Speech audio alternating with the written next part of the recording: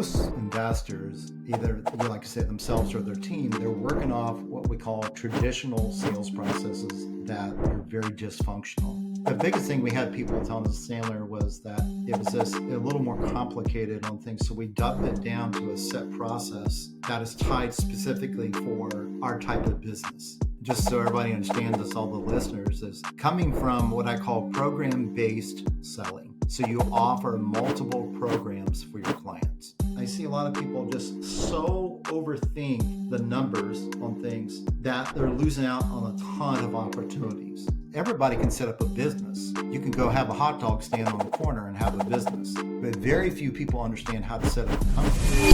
What's going on, guys? We have Jerry Green here today. Jerry, I know you are very big in the real estate space, but I'm very curious, what got you into real estate in the first place? Wow, what got me into real estate? Well, I had to go back in time. And this is a long time ago. So this was 31 years ago, 1994, okay? That's the first year I went into it full time. Prior to that, I was messing around with it part-time, 92, 93, in that realm of things.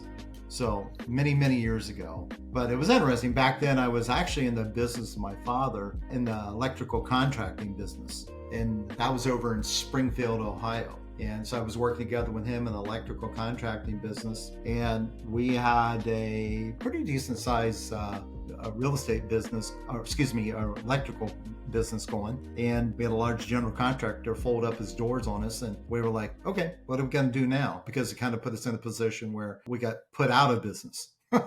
So I had to think about what we were going to do next. And I actually saw an advertisement on a local TV station, and it was about an upcoming seminar in Cincinnati, Ohio. And I made a decision to go to that seminar. And like a lot of people, that's how I got started in this. I went in there and sat there for 3 days, listened to the guys talk about all these different strategies, and one in particular stuck out to me. And that was something that back then they looked at. They really just called it wholesaling or retailing. It wasn't, now they call it, flipping and all that. It wasn't, none of them might called it that. It was just, you were either wholesaling or you were retailing, okay? And retail meant fix and flip. So listen to the guys talk about that. And I came back, and that was the decision I made. I said, man, I'm gonna really try to work this from the wholesale side, because I really had a lot of interest when it comes to that. So we went into it pretty heavy on that, and I had no idea what I was doing. I actually ended up hiring a mentor from that event and went back and started just figuring out how to generate some leads. Of course, that lead generation back then, guys, totally different from what it is now. Okay. Totally different. But my first deal, I got it in, and I remember it well. It was a deal that I assigned actually to my mentor. I assigned it to my mentor, and I picked up $2,500.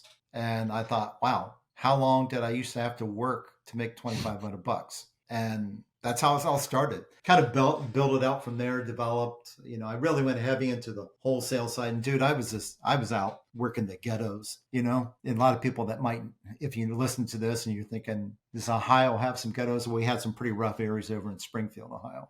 So we had some good areas too, but I just went out, we're working those rough areas, and I pick up 2,500 here, 3,000 here. As soon as I learned I could make that, then I realized I could make 5,000, right? And you got to think back in the 90s, that was big assignment fees. Okay. From there, I just continued to grow that. Then I started getting into the fix and flip model, because I thought, well, I had all the construction background from being around it in the electrical contracting business. So I opened that up and started doing the fix and flip model. And then from there, man, it just kind of grew.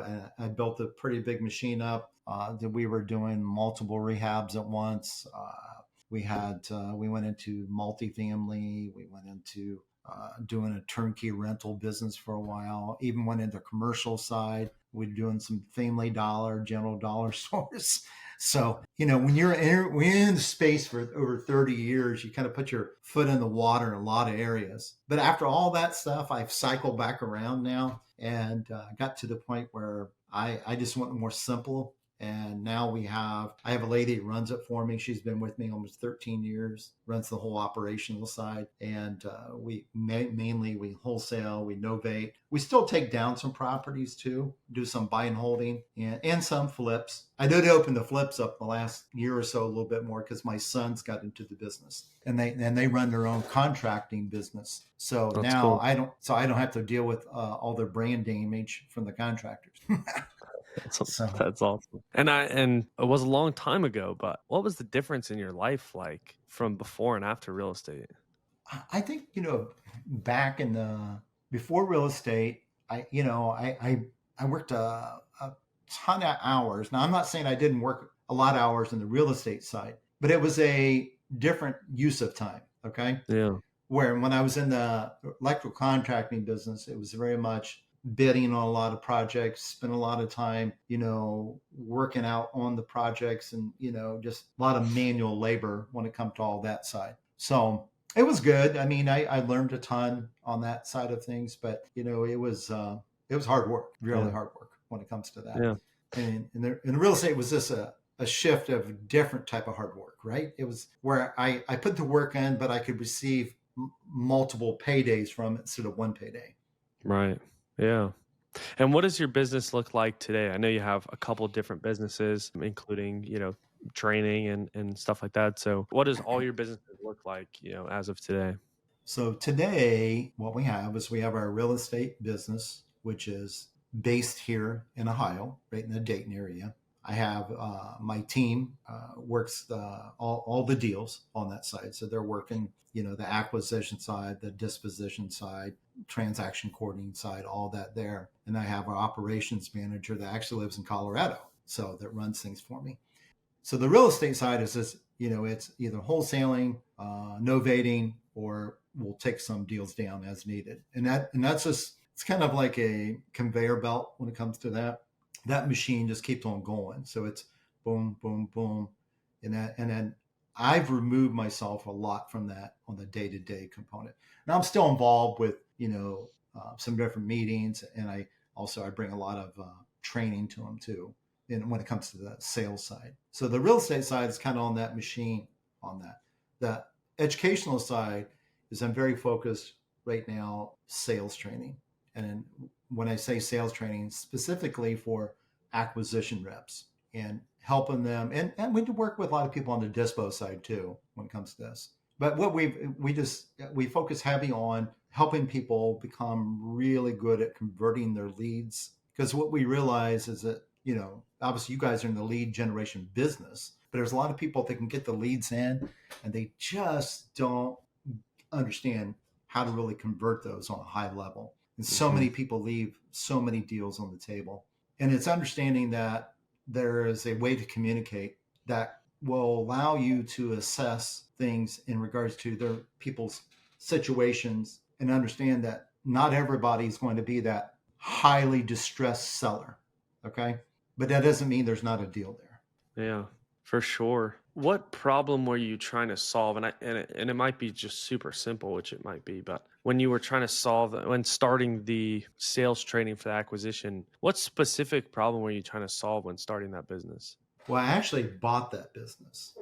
So yeah, I took it over. It was REI Sales Academy was created about, I guess it was about 9 years ago.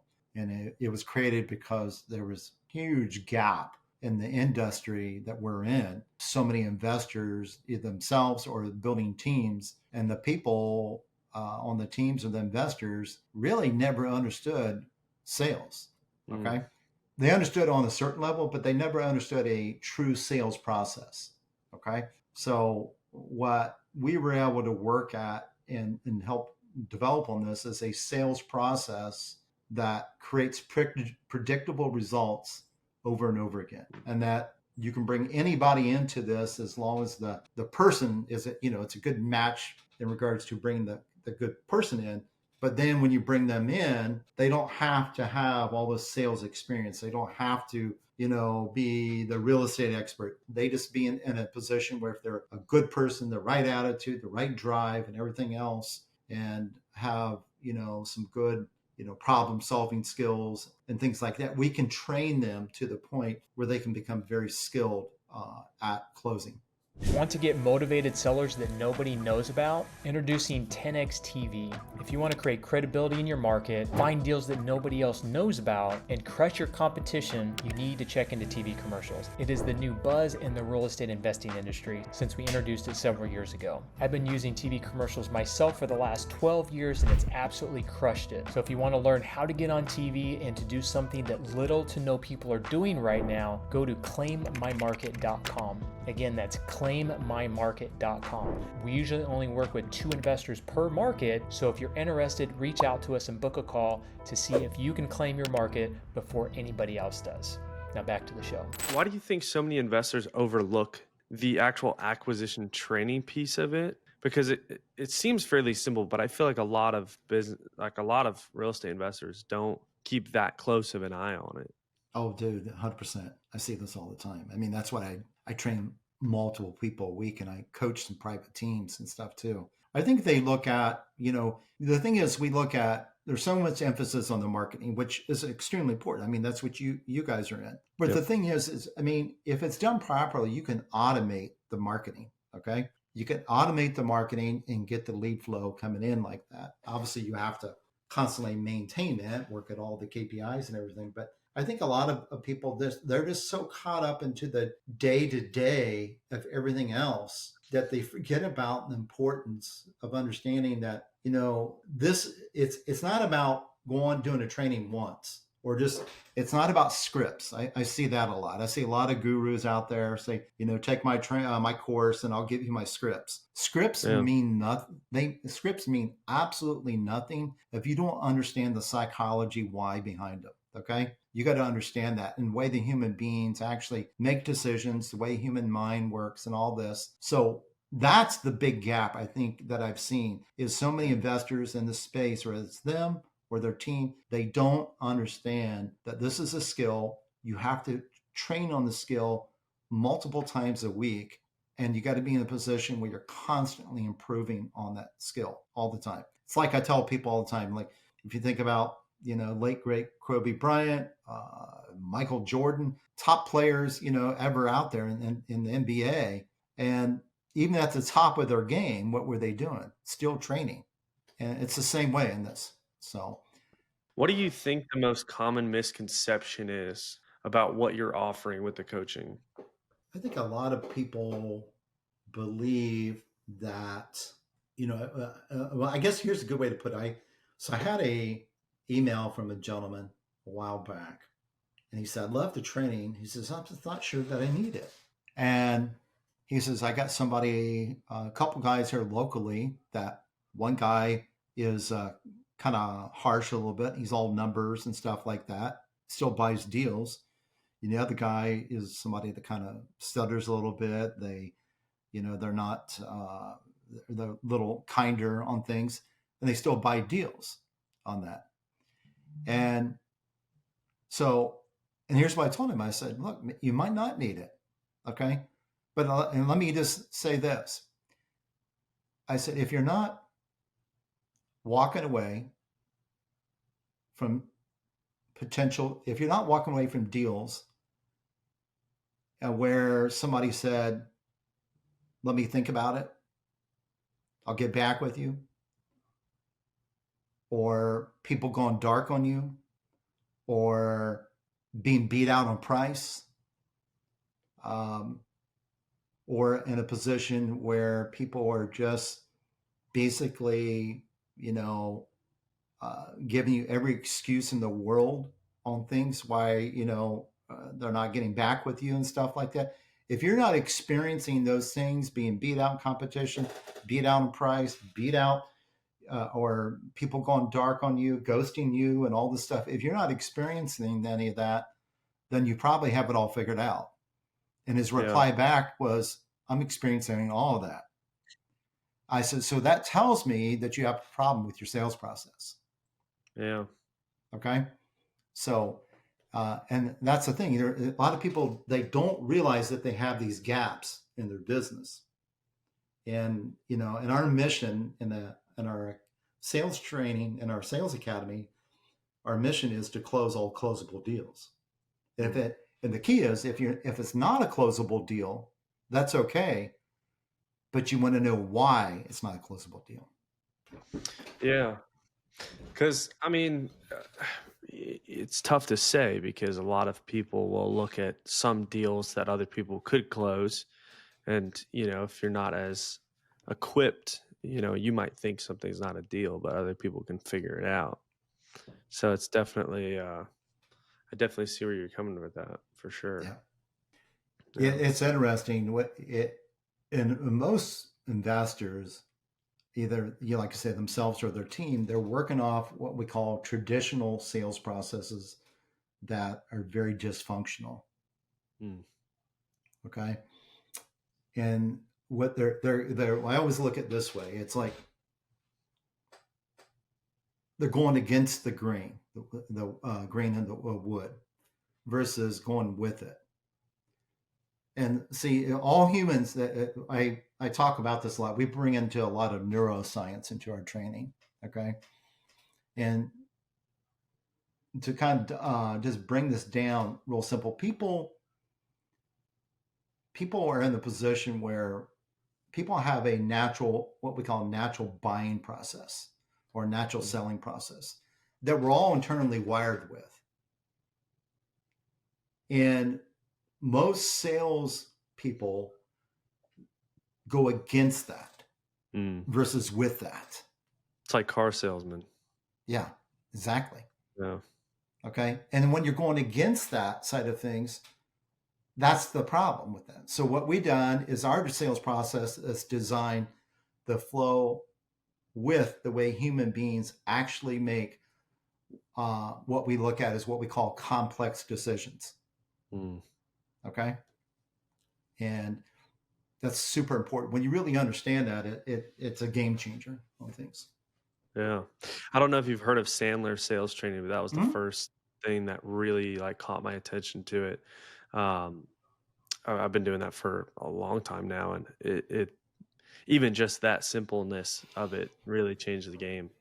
It does. Yeah, I agree on that, man. We took a portion of Sandler, incorporated that some into our process, because the biggest thing we had people telling us Sandler was that it was just a little more complicated on things. So we dubbed it down to a set process that is tied specifically for our type of business.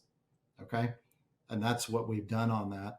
And that's why we've kind of really created the gold standard when it comes to real estate entrepreneurs or their, working with their teams.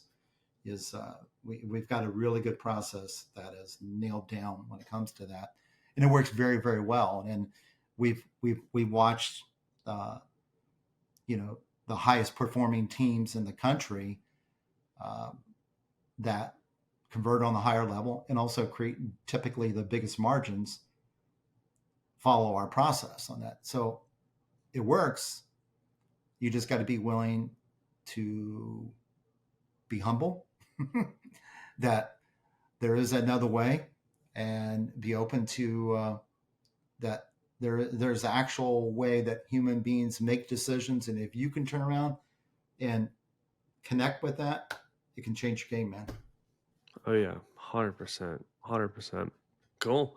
Now, just a quick word from our sponsor. This episode is sponsored by 10X TV, the secret weapon behind some of the most successful real estate investors in the country.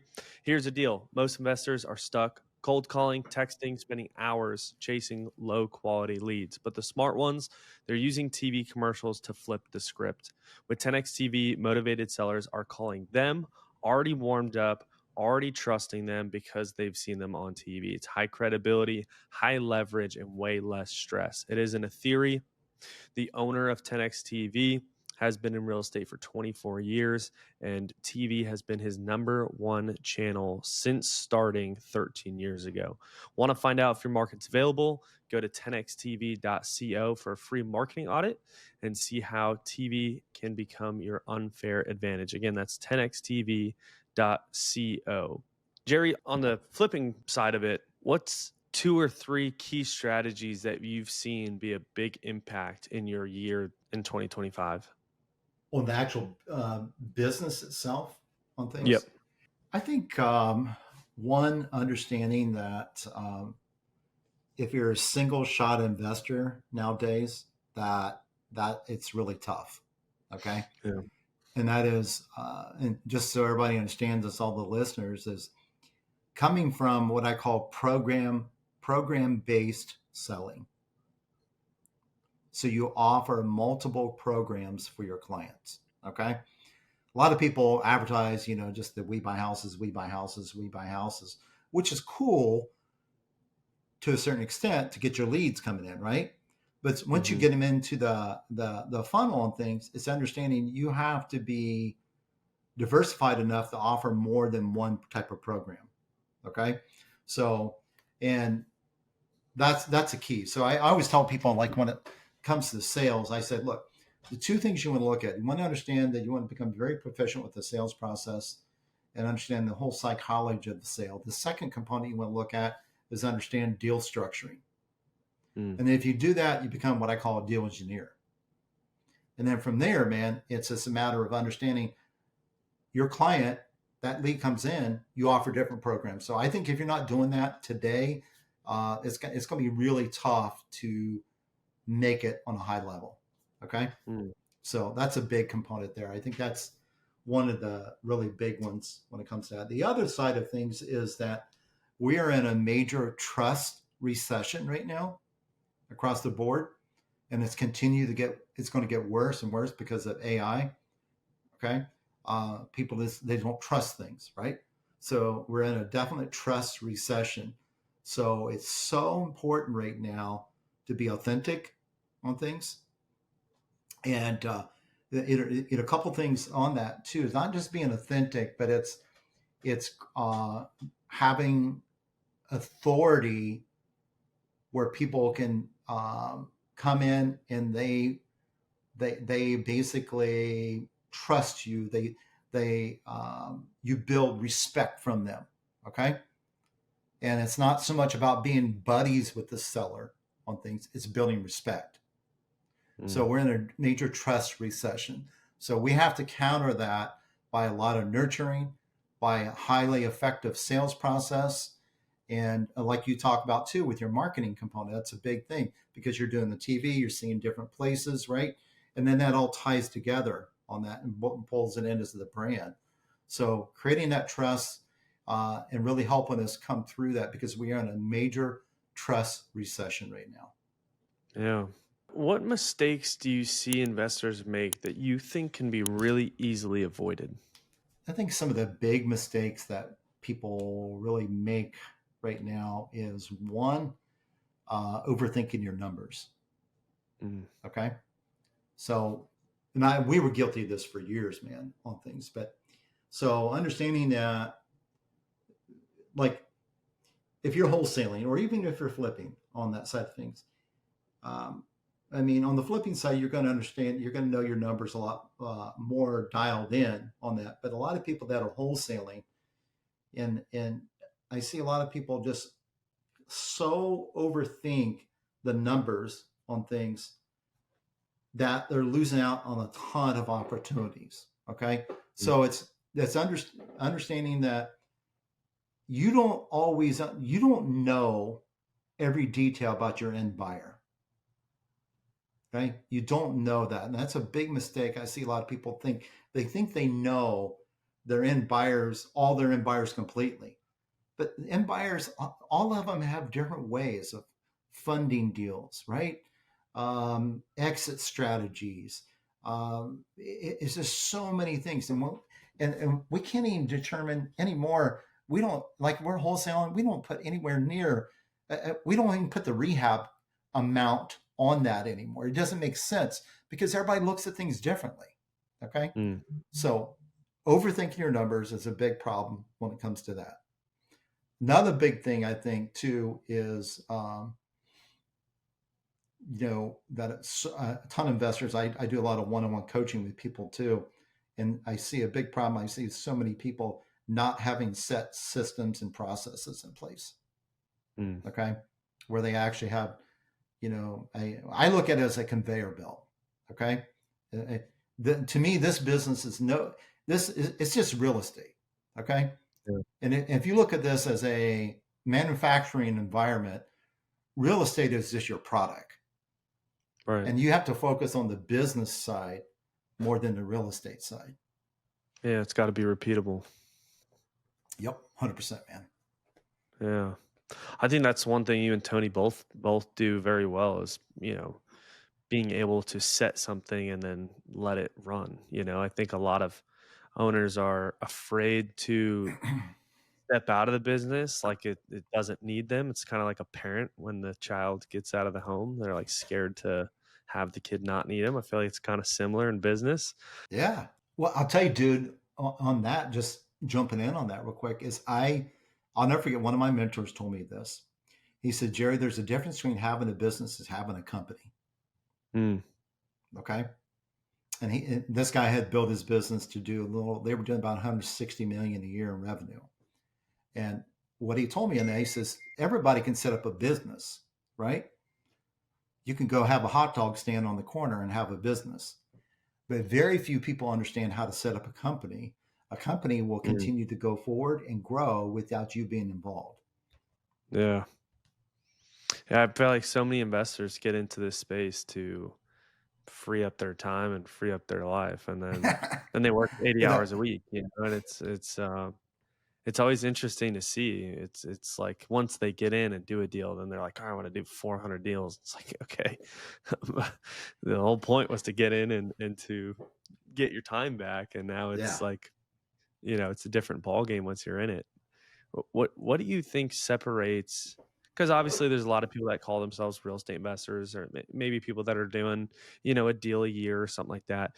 And then there's, top operators. What do you think separates someone from those two levels? Well, I think definitely it comes down to systems, operations, and having the right people in place. Okay. Because if you look at that, I do something where I look at what I call a 4-pillar analysis on anybody that I'm coaching. Okay. And when I look at that, one of the first things I look at is top line. I look at, okay, what's your revenue goals on things? But when I look at that revenue goal, I ask myself, tell me what I always have to, I say, hey, what's your product line? Okay. And they'll say, what do you mean? I said, well, what all types of deals do you do? And they'll say, well, I do this, I do this, I do this, I do this, I do this. I said, okay, imagine this.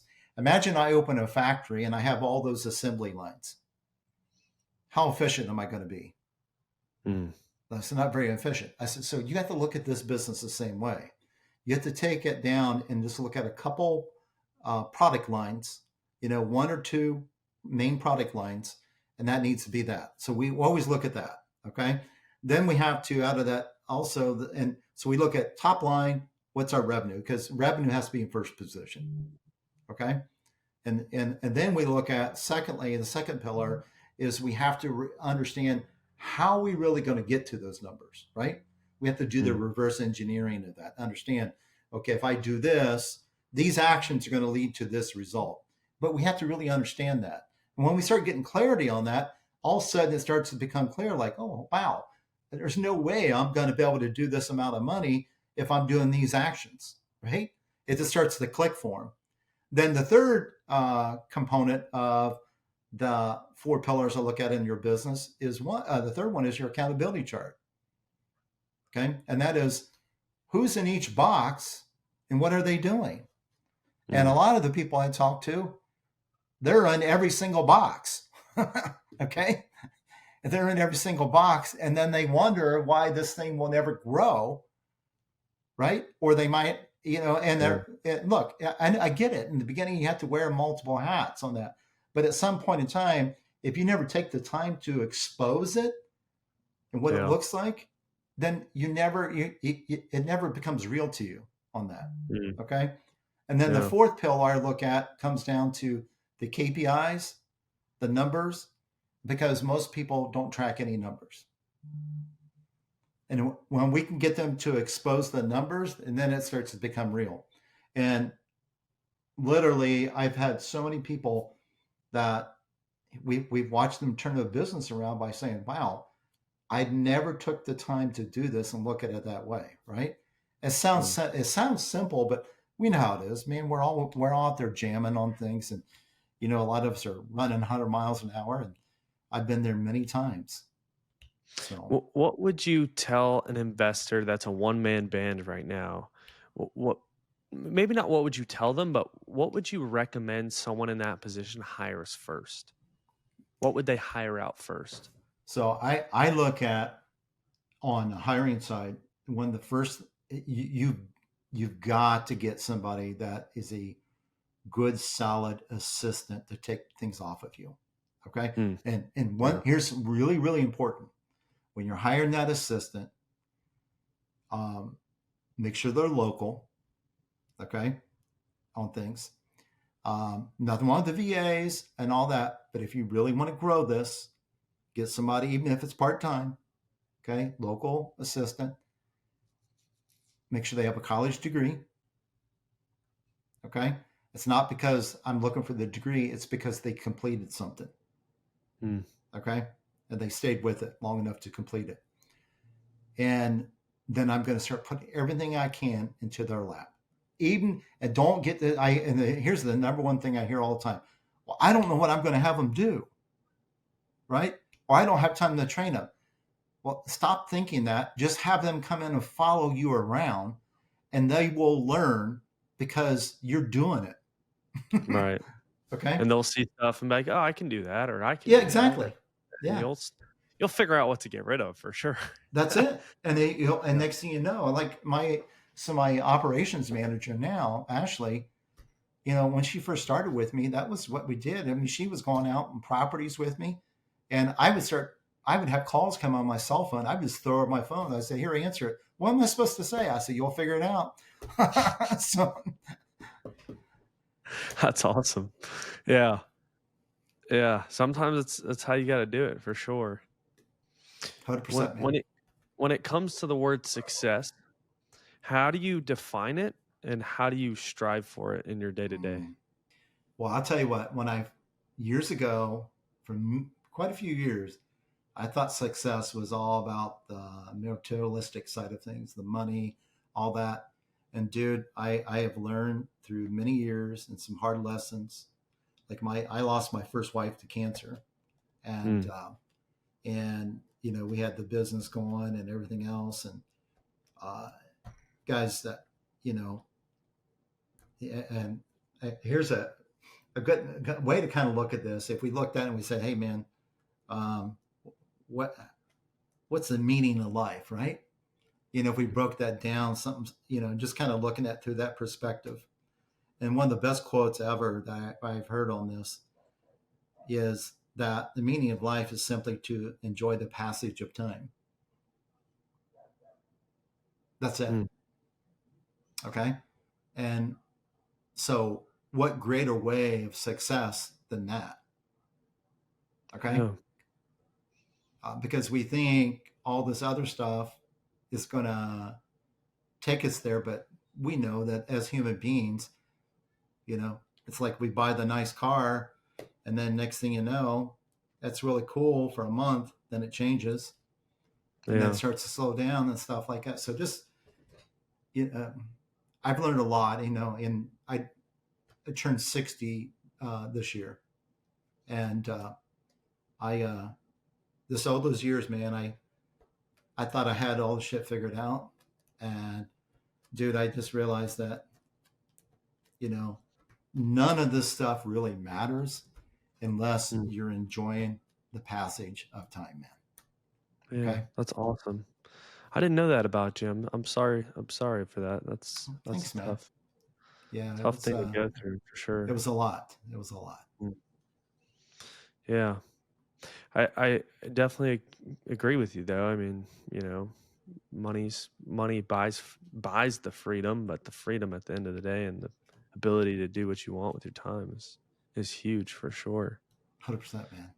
Yeah. How do It's you how do you strive for, obviously you have a business that kind of runs itself.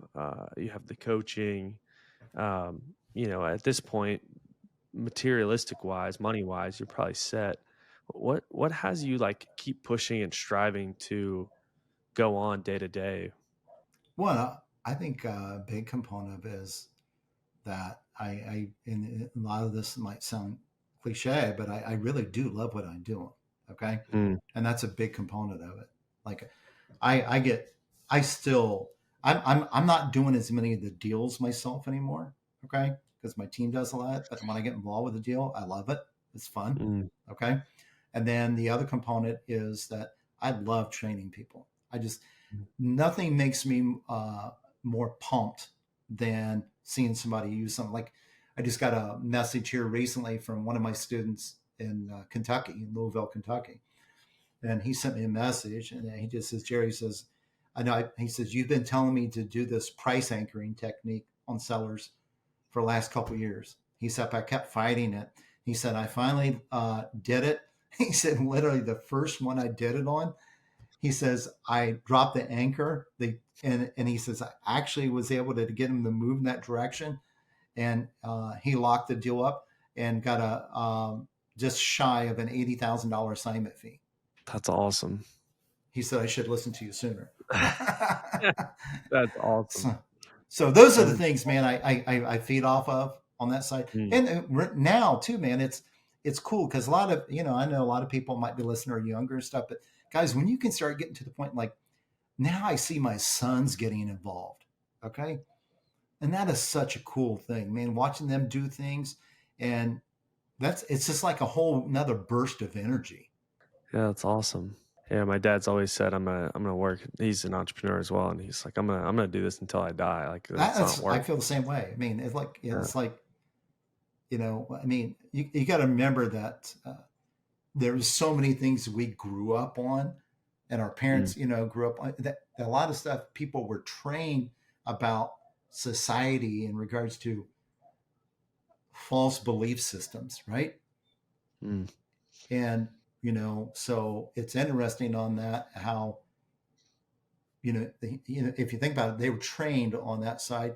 Now we look at it and you look at people like I don't know if you ever heard of Brian Tracy. Yeah, Brian Tracy. If not, man, you need to check out some of his books and stuff like that. But he's been around, for 45 years or more doing, and it's all about business, it's personal development and stuff like that. But he's in his late 70s, still speaks around the world. that's awesome. Yeah. That's awesome. Let's say a business goes away. Both businesses, you get to keep all your knowledge that you've learned over the years, but you were going to completely restart from scratch on the flipping company. What would you, or the wholesale company, what would you focus on first? On that side of things, I would go right to probably like a local model of. I would just go to the assets that I have, which is the people component. Mm, Okay, that's what I would look at. So I would go to, you know, that that's where I would look at because I have the people equity. Okay, so I would go to that, and I would just go to that because I have the relationships. They're going to have money. They're going to have opportunities, and that's what I would go to because I have something a lot of them don't have, and that's the knowledge mm, to help them gain more money quickly, and I get a piece of that. mm. I love it. I love it. What's something people would find surprised, something people would be surprised to learn about you? I would say a lot of people don't realize that I still skateboard at 60 years old. Awesome. More street style or bull ride or what Oh kind of? no, just yeah, not the bull stuff anymore. Yeah, It's more kind of streetwise type stuff on that. that's So awesome. yeah, so I still do that, and I'm a big '80s rock fan. That's awesome. And Yeah. obviously you're a lot of people's mentors and coach in the space. Who's one of your biggest influences or who's been the biggest influence or mentor to you? Wow. There's been a lot of them over the years. Brian Tracy is one of them. So he Brian Tracy had a big impact on me. In the early 2000s, I got to spend a year with him, working with him out in San Diego, and That's awesome. yeah, really major impact on my life. Another one too has been a bigger impact on my life is Robert Allen, Hmm. and I don't know if you're familiar with Robert Allen, but Robert Yeah, Allen's I don't know him personally, but I've seen him online for sure. yeah, he's kind of one of the granddaddies of the whole real estate investing training component of things, and I used to speak for him years ago, and so it was really cool on that side. I enjoy that, but he had a big impact on me too, and that, and then I would say that, and then my one of my original mentors was had a pretty big impact on me too, on things, Awesome. because he helped train me on that. If it wasn't for him, I would have never done any of this. That's awesome. Well, where can people learn more about you? Where can people find you if someone's interested in getting some acquisition training? Yeah. Where can people go? Well, first thing you guys want to do is definitely you can follow me on Facebook or Instagram. Just under Instagram is the Jerry Green. Okay, that's my handle on there. Facebook, you just look up Jerry Green around Dayton area. Pretty simple when it comes to that. We put content out. We're going to be pushing more out when it comes to that here. And if you guys like to know more about my sales training, just go to the reisalesacademy.com. And again, that's reisalesacademy.com. If you like to talk about that more, you can book a quick session with me on that. We can talk, look at what you're doing now in your business and sales, and see if we're a fit. Awesome. Awesome. Well, Jerry, thank you so much for coming on. Everyone, thank you for